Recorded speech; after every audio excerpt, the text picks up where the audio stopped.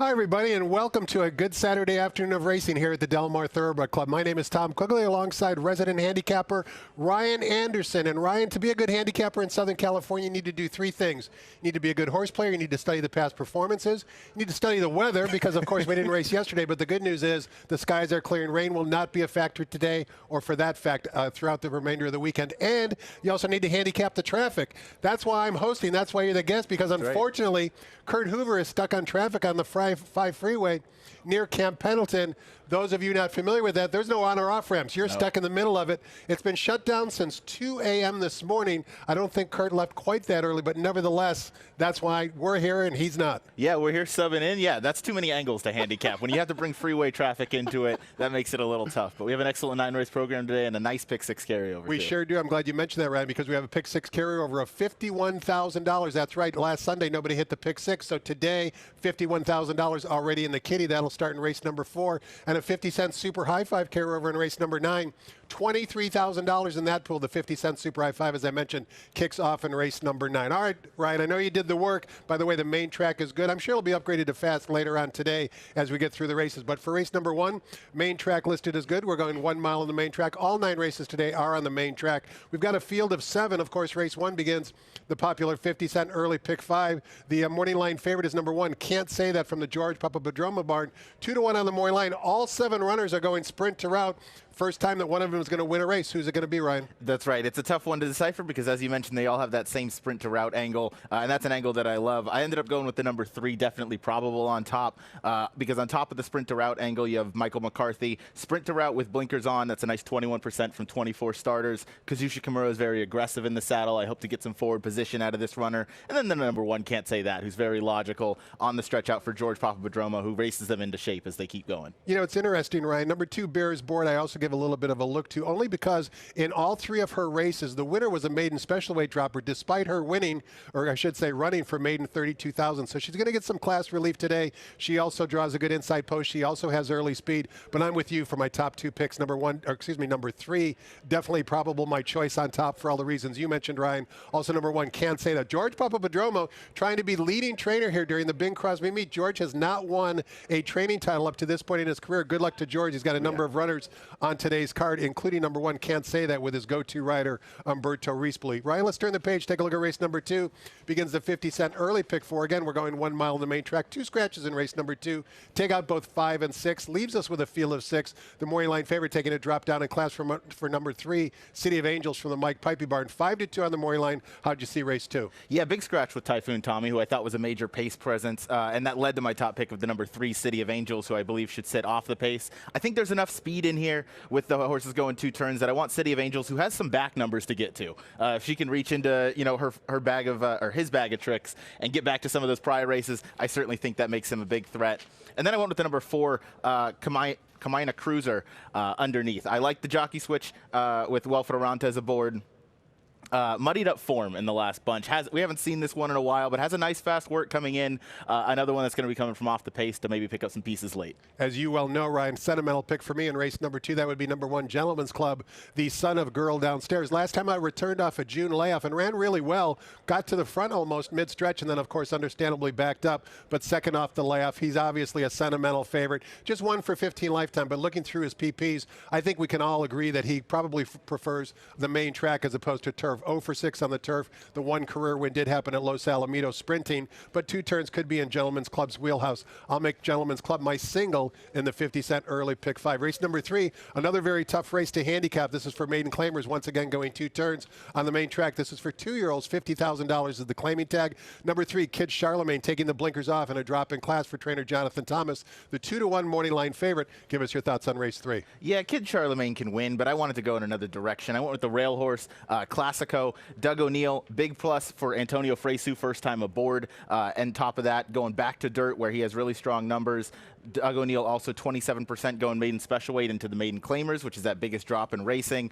So I'm looking for this son of Classic Empire to really appreciate the stretch out to 2 turns. And with the number 4, Kiki Ride underneath, 2 back at this level versus state breds. I thought that number fit. Now going longer. Again, I expect Kazushi Kimura to get this one into the race a little bit earlier. Hopefully have some good position turning for home. You and I did our home homework separately, Ryan, but we fell on the same horse in race number 3. It's number 1 Classico for many of the reasons you mentioned. I'll give you some statistics courtesy of DRF Formulator as to why I like Classico. This is really Doug O'Neill's power move, in my opinion, because over the last 5 years, going turf to dirt in maiden claiming races, he's done it 72 times. He's won 21 times, 29% win clip, finished in the money 45 times. That's 63% in the money. And as you mentioned, Antonio Fresu, his go-to guy, is in the saddle. A number of works at Los Alamitos as well to try and get him ready for this main track effort, going 2 turns the first time in his career. And I do like number 2, King of Success, at a bit of a price. I thought his debut effort here at Del Mar was sneaky good. I put him on my watch list. You can see the winner came back to win a stakes race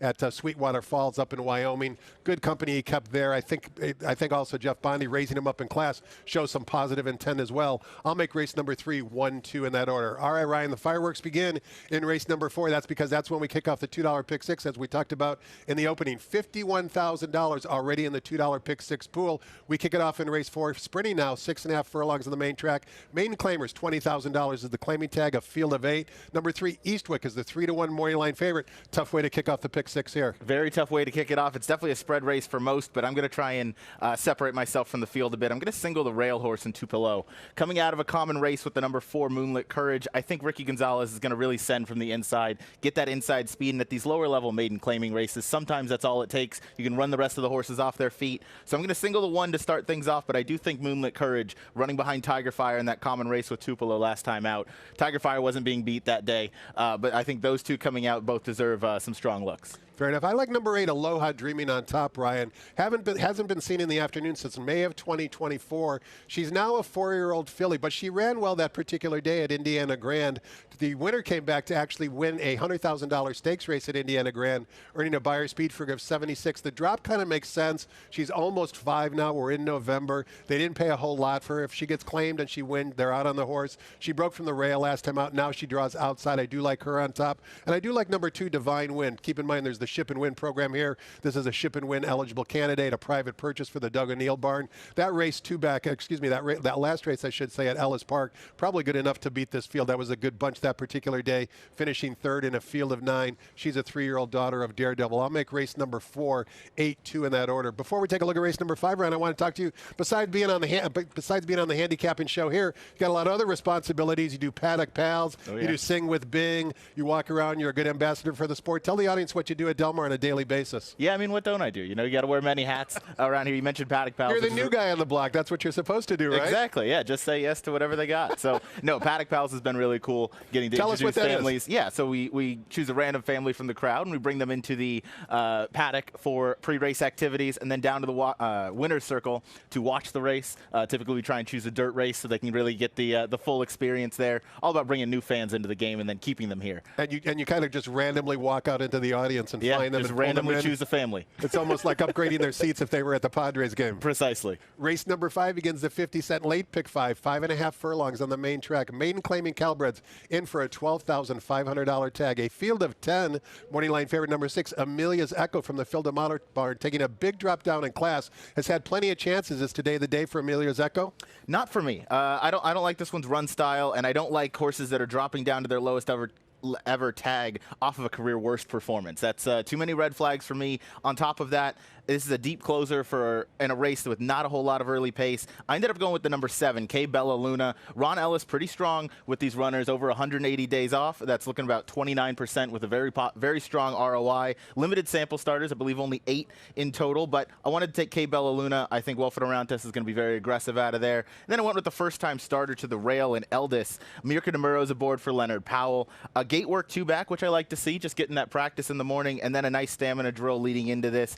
Not sure she has a ton of speed here early, but I do want to think that she can pick things up late and maybe put things together. As you well know, Ryan, part of the secret of having a successful pick 6 ticket is deciding where to single and where to spread. And I'm with you. I think number 6, Amelia's Echo, is a bit vulnerable for one of the reasons you mentioned, and that is, do we really think she can win at 5.5 furlongs? I'm skeptical about that. And also, as Brad Free in the Daily Racing Forum pointed out, if you look at all of her races at Del Mar, I should say, she's climbing early. Again, that's not a recipe for success sprinting. sprinting 5.5 furlongs. You know, obviously Phil D'Amato and Little Red Feather have visited the winner's circle many, many times, and they know what they're doing. But I'm not going to take her at a short price. I'm going to look elsewhere, and I'm going to take the filly drawn right inside of her, number 5, Royal Dusty. For this reason alone, over the last 5 years, trainer Mike Pipey has never brought a runner back in 7 days or less. Now, this runner's coming back in 8 days, but I find it interesting that for the first time in 5 years, he's bringing a runner back so quickly. And to me, that shows a big sign of confidence, a drop down in class. She showed speed going 2 turns on the turf course last time and then stopped really badly. But I'm sure there's an excuse for that since trainer Mike Pipey is bringing her back in 8 days. I'll put her on top, and I agree with you that I think number 1, Eldest, although the trainer, Leonard Powell, doesn't do very well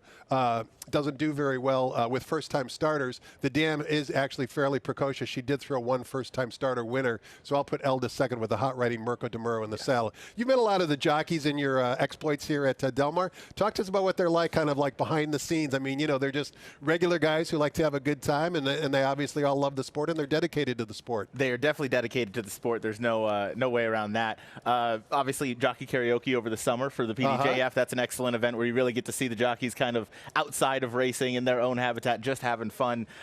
So yeah, they're all very different. Hector Barrios, very fun guy. Juan Hernandez, same way. How about Adrian Escobedo? Did you hear him sing? I did. I heard him sing. He's got a great voice, doesn't he? Phenomenal, yeah. And there's others as well in the jocks room. Without a doubt. They know how to entertain the crowd. There are. Rispoli, obviously, every year, he always brings the energy at jockey karaoke. Race number 6 begins the 50-cent late pick 4. We're sprinting 7 furlongs in the main track. This is for $25,000 claimers, non-winners at 2 races lifetime. Field of 7, number 4, Freya, first off the claim for trainer Blaine Wright, is the 5-2 Maury line favorite. How'd you see race 6, Ryan? Yeah, I picked Freya in second. I ended up with the number 2, Headstrong Ways, on top. I think the inside speed and Pereira getting aboard should show some aggression and keep that going. I don't know that there's a whole lot of other speed in here. A lot of the other speed is cutting back from routes. So I think Headstrong Ways can make the lead early, and again, that might be all it takes. The number 4, Freya, can absolutely win, but she's got to transfer that form from turf over to dirt for the first time in her career, and I don't want to take a short price on a horse doing something for the first time. Smart man. I also like number 2, Headstrong Ways, for a lot of the reasons you mentioned, Ryan, including last time out. The winner, you might remember, was a Ruben Gomez winner who was very impressive in victory. That race back on September 28th at Santa Anita has produced 3 next out winners already, and you can see it looks like Headstrong Ways. She prefers the main track sprinting, right? She was sprinting on the turf course, really didn't do a whole lot. As soon as trainer Richie Baltas put her over on the main track, she's put forth 2 very, very good efforts. And I'll give you a statistic for number 4, Freya. I'm also against Freya in this race, as you are, Ryan. I love Blaine Wright. He's a man's man. He's forgotten more about training horses than I'll ever know. He's one of my favorite trainers, but in Southern California, he's struggling, and that's because he doesn't have the stock. It's not because he's a good horseman, but I looked it up in DRF Formulator. Over the last 5 years, the Blaine Wright Barn has started 84 horses in Southern California. They've won with 3 of them. So in Southern California, he just is having trouble competing. An excellent horseman.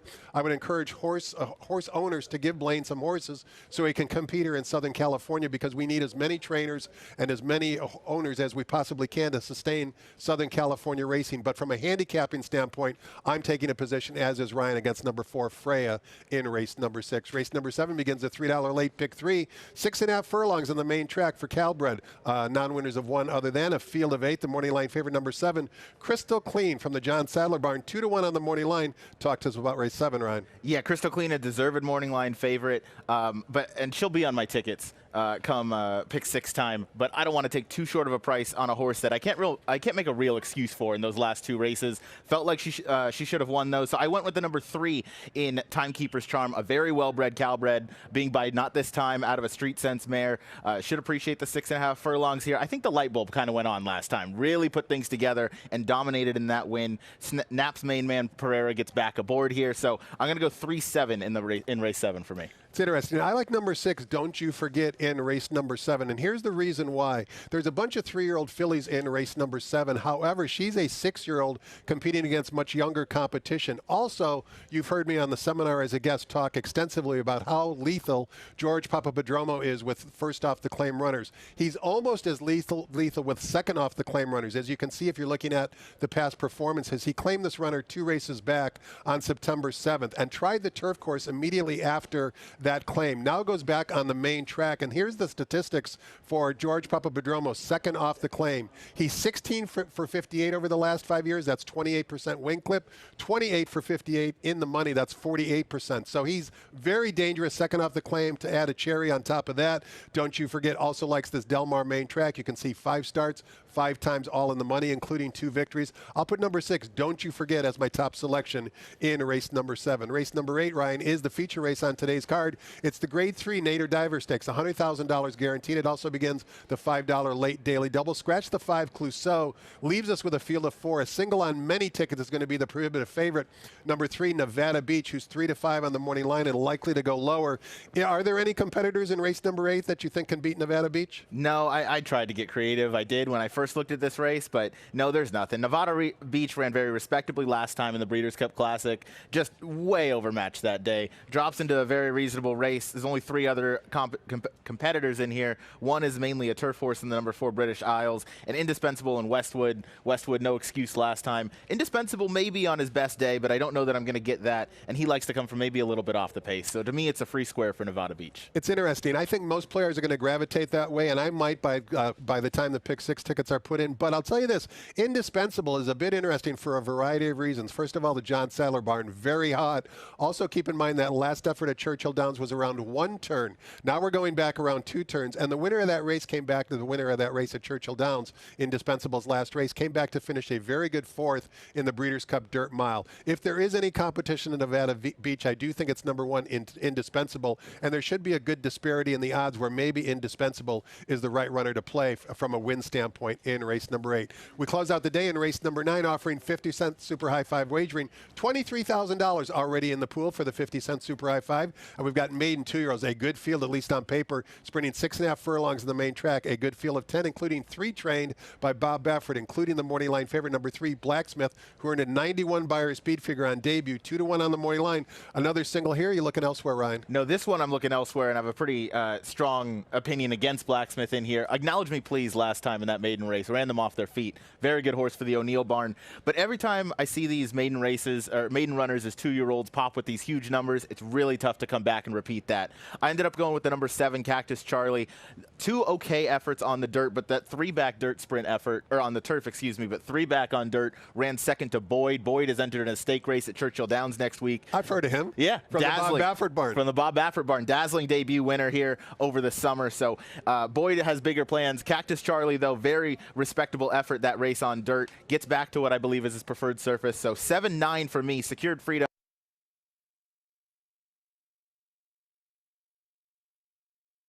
A lot of fun works in here. Watching the works for a lot of these horses was entertaining. You're a sharp handicapper, Ryan, because I also like number 9, Secured Freedom. Here's the reason why. This ownership with Tim Yakteen has started 7 first-time starters at Del Mar over the last 5 years. They've won with 2 of them, finished in the money 5 times. This dam also threw 1 first-time starter as well. Tim Yakteen is one of the few trainers that can beat Bob Baffert at this game. I think number 9, Secured Freedom, with that guy Kaz Kamur in the saddle, could upset Blacksmith in race number 9 with number 9, Secured Freedom. Ryan, as you well know, I consider you a huge credit to the game. I appreciate you joining me on the seminar on short notice. You do great work as always. Keep up the great job and enjoy the afternoon, and good luck with all your picks. Enjoy the afternoon too, TQ. Let's get it. Enjoy your afternoon as well. Thanks so much for all of you for watching. Hope you enjoyed it. Next voice you hear, Larry Colmus updating us with any late scratches. Have a great afternoon, everybody, and good luck.